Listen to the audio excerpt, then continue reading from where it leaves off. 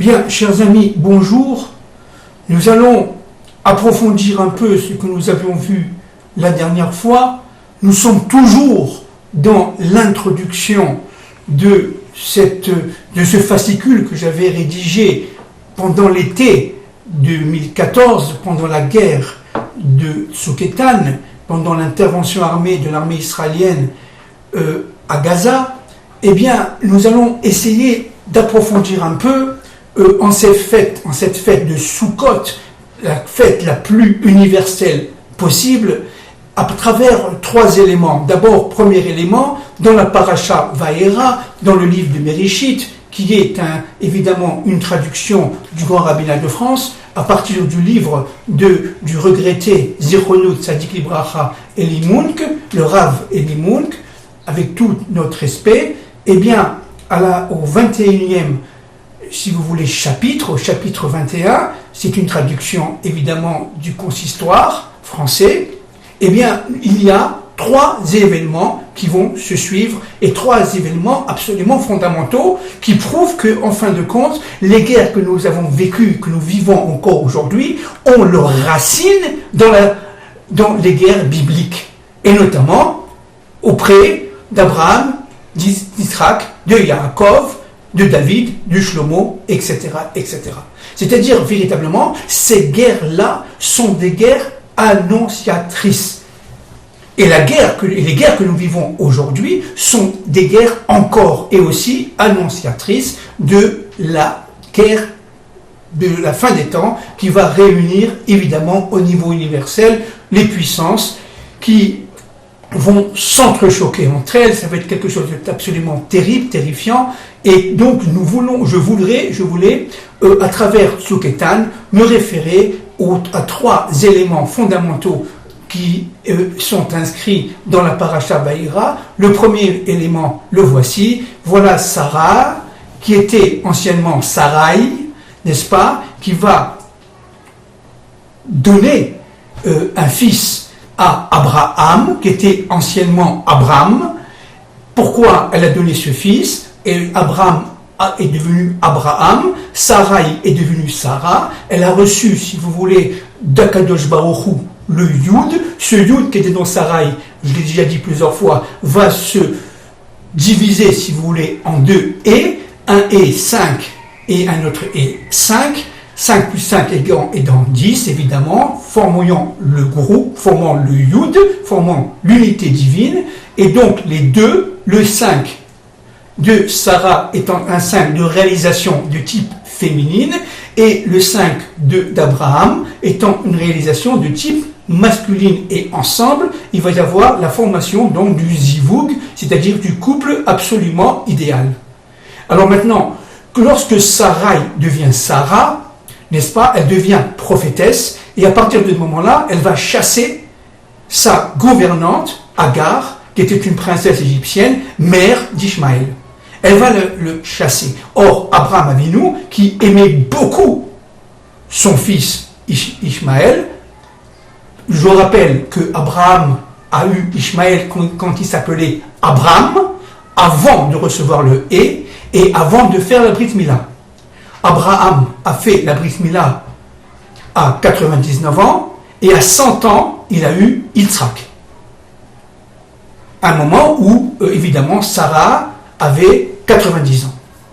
Alors, ce qui est très, très, très intéressant, fondamental, c'est que, en fin de compte, le fait d'avoir, si vous voulez, renvoyé, grande douleur pour Abraham, eh bien, Ishmaël et sa mère, eh bien, Sarah a compris l'ampleur de l'enjeu de la fin des temps. Elle a compris, en fin de compte, que Ishmaël, certes, va faire tchouva à la fin des temps, mais Ishmaël avait en lui une Brit Mila qui était non terminée, à moitié accomplie. Et donc, à partir de ce moment-là, il va être une force, si vous voulez, de répulsion pour Israël. Il va chercher à rejeter Israël de manière à pouvoir lui régner en maître. Et donc, si vous voulez, il y a, si je peux me permettre de parler comme cela, d'une manière extrêmement synthétique, extrêmement résumée, deux Ishmaël, un Ishmaël père et Adam, qui va être, lui, chassé par Sarah, et qui va donner, si vous voulez, aucun espoir à l'humanité, aucune, si vous voulez, bonne action. C'est un père et Adam, c'est un individu qui va tout simplement chercher à détruire Israël. Et vous avez un autre Ishmaël qui, lui, va comprendre sa faute. Le premier étant le Ishmaël d'Abraham, le deuxième étant l'Ishmaël lorsque Abraham va mourir, il va être à son enterrement, il va assister à son enterrement, et donc il va reconnaître Abraham Avinu. Maintenant, si vous voulez, et ça c'est le plan de l'histoire, alors ce qui est extraordinairement intéressant, c'est que, en fin de compte, le deuxième élément de cette paracha Vayera, n'est-ce pas, notamment au Passouk 22, eh bien, un élément qui est absolument historique et qui est annonciateur de ce que nous vivons aujourd'hui, Abraham se retrouve en territoire des Philistins, du côté de Gaza, et il va faire un pacte d'alliance avec le roi philistin, qui s'appelait à l'époque Abimelech, et donc avec Abimelech, il va signer un pacte d'alliance de manière à faire une sorte de contrat de paix qui devrait durer plusieurs années. Et les Rachamim, les commentateurs, disent que voilà la faute. Voilà la faute.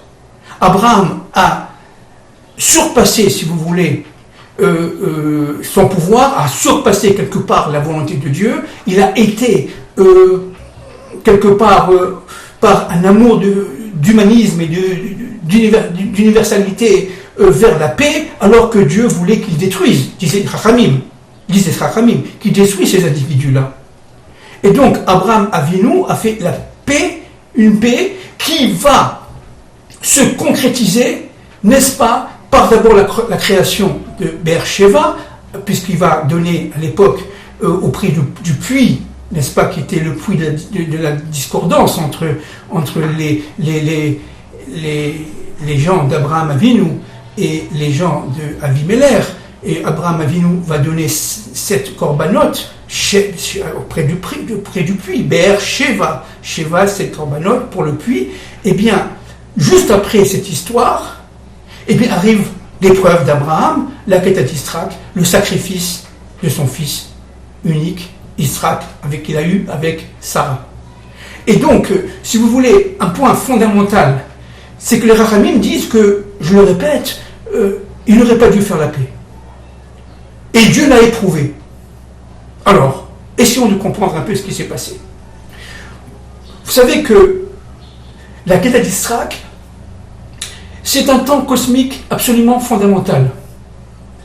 Il a eu lieu à ce qu'on appelle Et Ratzon, le jour de Yom Kippour. Le jour de Yom Kippour, vous savez que Yom Kippour, c'est le jour où le peuple juif sorti de Rosh Hashanah, si vous voulez, après les épousailles avec Akadosh Baruch Hu, va quelque part être face à face avec lui et va quelque part le reconnaître enfin. Et à partir de ce moment-là, n'est-ce pas, à ce Et Ratzon, le peuple juif, devenu hébreu, va être capable de faire l'union à l'intérieur de lui-même de deux forces. Les forces d'Elohim et les forces de Yukevavke. Et à partir de ce moment-là, ce ou qui représente, je répète, un point, une liaison à l'intérieur même du jour de Yom Kippour, qui va faire le lien à l'intérieur de l'individu, de chacun d'entre nous, qui va faire le lien entre les différents noms de Dieu, qui va faire le lien entre les différents mondes que nous portons, et bien qui va donner un sens, si vous voulez, à notre monde au niveau pratique, au niveau de la réalisation, à partir de ce moment-là, à Et Ratzon, c'est-à-dire juste avant la Neila, c'est-à-dire entre la fin de Mincha, du Yom Kippour, n'est-ce pas, avec la parachat, avec la Haftara de Jonas, et Neila, eh bien, à partir de ce moment-là, entre les deux, a eu lieu si vous voulez, la Ketat Yisrak. Alors, qu'est-ce que ça veut dire? Et Abraham Avinu est devenu, évidemment, pleinement un homme universel. Alors, qu'est-ce que ça veut dire? Vous savez qu'il y a deux niveaux chez Abraham. Il y a un premier niveau qu'on appelle Abraham, sans le « et », qui était un homme absolument extraordinaire, ouvert vers l'universel, qui combattait absolument toutes les idolâtries, et qui était, quelque part, un véritable révolutionnaire. Il avait en lui le dîn. Il avait en lui le dîn. Abraham, je répète, Abraham sans le « et » était dîn. Puis, il a fait la Brit Mila, il a reçu, évidemment, il est venu en Eretz Israël à 75 ans, il a fait la Brit Mila à 90 ans, il a eu son fils, évidemment, Ishmaël, et il a eu son fils à 100 ans, Yitzhak. Et à partir de ce moment-là, il reçoit le chesed. Et Abraham était tout chesed. Abraham était tout chesed. Autant qu'Abraham était djinn, Abraham était tout chesed. Et maintenant, il fallait faire le lien entre le djinn et le chesed. Il fallait faire en sorte que ce djinn et ce chesed soient reliés par ce qu'on appelle, n'est-ce pas, le son du chauffard, c'est-à-dire ce son intérieur qui va nous réveiller ce qu'on appelle le zikaron, j'en avais déjà parlé les autres fois, et donc à partir de ce moment-là, Abraham devenait Abraham, n'est-ce pas? Jusqu'à ce moment-là, Abraham n'avait plus aucun rapport avec Abraham, mais à ce moment-là, au temps de Et Ratson, et avant de Chesed, le Ratson c'est lié directement au Chesed, une sorte de souffle de Chesed va intervenir dans le monde et dans la Neshama, dans l'âme d'Abraham, et à partir de ce moment-là, Abraham va devenir tout Chesed. Et il va être un homme universel, et il va, à ce moment-là, avoir cet enfant, n'est-ce pas, qui va avoir 37 ans, et lui, évidemment, 137, et ensemble, ils reçoivent l'ordre d'aller accomplir cette mitzvah absolument incroyable, d'aller jusqu'à le korban, jusqu'à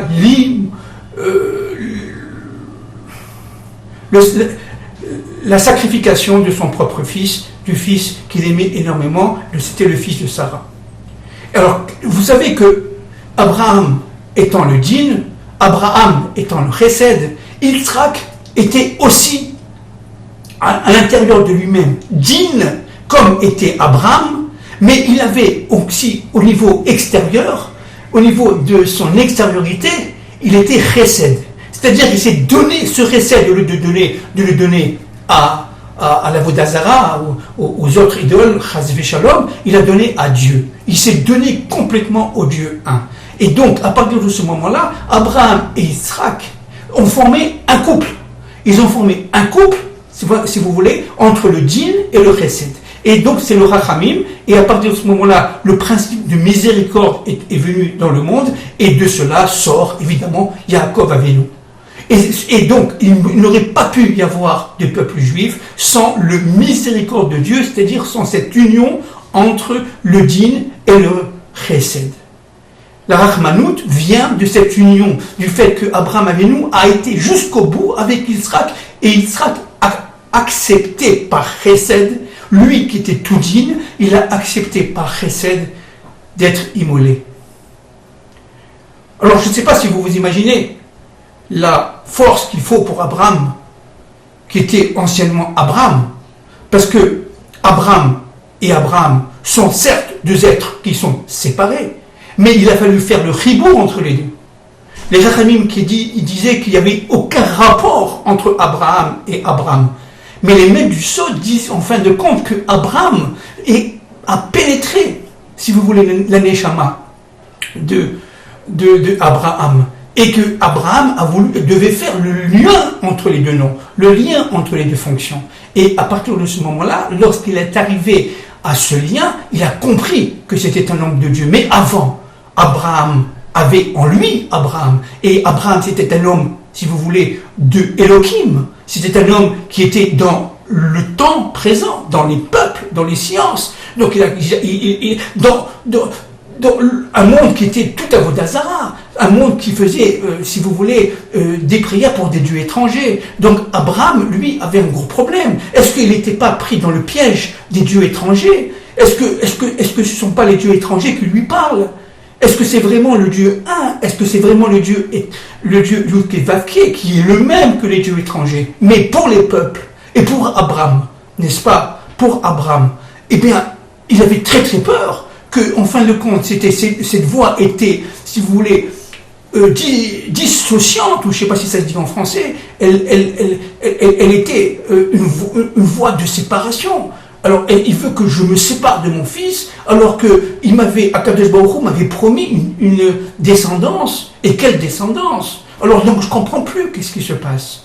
Et ça, c'est le problème des 3 jours de prière intense, de manière à ce que Abraham va s'intégrer dans Abraham. Ce que Abraham va s'intégrer dans Abraham. Je répète, ce que Abraham du monde d'Elohim va s'intégrer à Abraham du monde de Yud-Keh-Vav-Keh, il faut pour former évidemment Abraham, c'est-à-dire l'union de la miséricorde, et évidemment à ce moment-là, Abraham était tout Chesed. Et donc, si vous voulez, en faisant le couple avec Yitzhak, non seulement il permettait la création et la naissance de Yaakov, mais en fait, son principe masculin se marié, si vous voulez, avec son principe féminin, ok, Din étant le principe féminin, le Chesed étant le principe masculin, et pour donner le couple parfait de Rachamim, Rachmanout. Et ça, c'est Yaakov Avinu. Alors maintenant, pour continuer et pour, si vous voulez, extrapoler un tout petit peu, les nations sont par définition, et on le voit aujourd'hui, extrêmement perverties. Même si leur essence est juste, elle est fonctionnelle, elle répond à une volonté divine, mais les nations sont fourbes, rusées, comme l'était Esav. Et elles sont fourbes, rusées et devenant de plus en plus haineuses. Et donc, Israël se retrouve seul face au monde entier, face à la haine qui n'arrête pas et qui n'arrête pas de s'épancher contre lui, jusqu'à remettre en cause, évidemment, Israël sur sa terre. Et cette haine qui vient des forces d'impureté, qui vient des forces contraires, eh bien, elles habitent les nations. Les nations, comme je l'ai déjà dit, sont investies, sont habitées, alors qu'elles sont véritablement pures à l'intérieur. Elles ont véritablement une existence voulue par le Dieu un, voulue par la volonté suprême, mais elles sont tellement, n'est-ce pas, enfuies dans une carapace, dans une écorce d'impureté et d'obscurité, qu'elles ne peuvent absolument pas agir selon leur fonction. Et le Mashiach ben David sera là pour révéler aux nations leur véritable fonction, une fois, évidemment, que cette écorce éclate, et que cette carapace d'obscurité éclate. Et chacune, comme je l'ai dit l'autre fois, selon son niveau d'âme collective, selon les âmes de chacun de leurs représentants, et qui vont s'associer ensemble au niveau international au Mashiach, si vous voulez, Ben David, à partir de ce moment-là, chacun va avoir une lumière, qui est une lumière de sa fonction. Et donc, ce qui est fondamental, c'est que, en fin de compte, la guerre qui a eu lieu en 2014 est une guerre non seulement originelle, qui était prévue à Bereshit, mais qui était déjà annoncée par Abraham Avinu, avec la paix qu'il a eue avec Abimelech. Dieu nous dit, il n'y a pas de paix avec eux. Il n'y a pas de paix avec eux. Parce qu'ils sont manipulés, ils sont imbus de forces qui sont des forces absolument contraires à celles de la vérité. Et on en parlera. Et donc, si vous voulez, cette haine-là, elle doit être tout simplement retirée de la présence sur la terre, de sa présence sur la terre. Elle doit être complètement retirée, on en reparlera après. Donc maintenant, ce qui est fondamental, et je finirai ici, c'est que il y a une soukha qui est réservée, certes, à Israël, mais grâce à cette soukha qui est réservée à Israël, il y a une véritable soukha messianique, soukha universelle, qui fait que, grâce ou à cause, si vous voulez, de ces différentes guerres, il va y avoir une sorte d'épuration, une sorte de restructuration du monde, chaque guerre représentant un niveau, si vous voulez, d'obscurité à retirer. Chaque guerre que va faire Israël, qu'a réalisé Israël, a été une guerre de type absolument messianique. À la fin des temps de l'histoire, à son retour à notre époque sur la terre d'Israël, Israël a été obligé de combattre ses ennemis, c'est-à-dire les ennemis de l'humanité, les ennemis de la révélation du nom de Dieu sur terre, les ennemis de cette lumière qui est une lumière absolument universelle et absolument resplendissante. Chaque nation qui a sa raison d'être, qui est évidemment voulue par le Créateur, doit retrouver donc sa propre lumière. Alors maintenant, pour terminer, je vais commencer, Bezrat Hashem, si Dieu veut, la lecture et le commentaire de Tzuketan. Lorsque je ressentirai, évidemment, j'en parlerai à l'appui de cartes, notamment de cartes géographiques, parce que je sais qu'il y a beaucoup de gens parmi vous qui ont du mal à situer où se trouve véritablement ce territoire de Gaza et la géographie d'Israël, etc. Donc il va falloir que je précise d'une manière la plus claire possible ce qui s'est passé et ce qui se passe, encore aujourd'hui.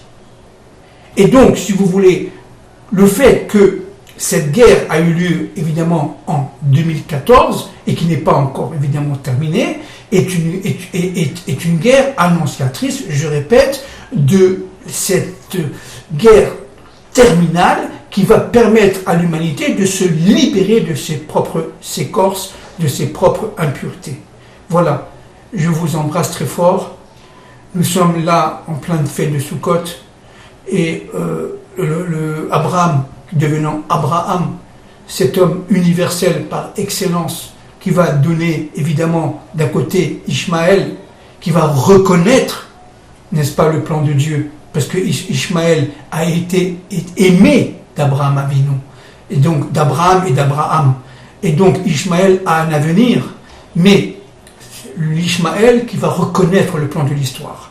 Maintenant, un autre point très important, c'est que d'Yitzhak descend Yaakov, et de Yaakov descend les 12 tribus, c'est-à-dire les tribus hébraïques qui vont, elles, avoir leur propre fonction. Et vous le savez que chaque fonction hébraïque, nous l'avons dit lorsque nous avons commenté Adam Arishon, l'être universel et la mondialisation, eh bien, chaque tribu a sa raison d'être et ça a sa, évidemment, relation directe avec un élément qui est un élément universel, que ce soit un point cosmique universel, un peuple, une situation historique, etc., etc. Je vous embrasse très fort, que Dieu vous protège.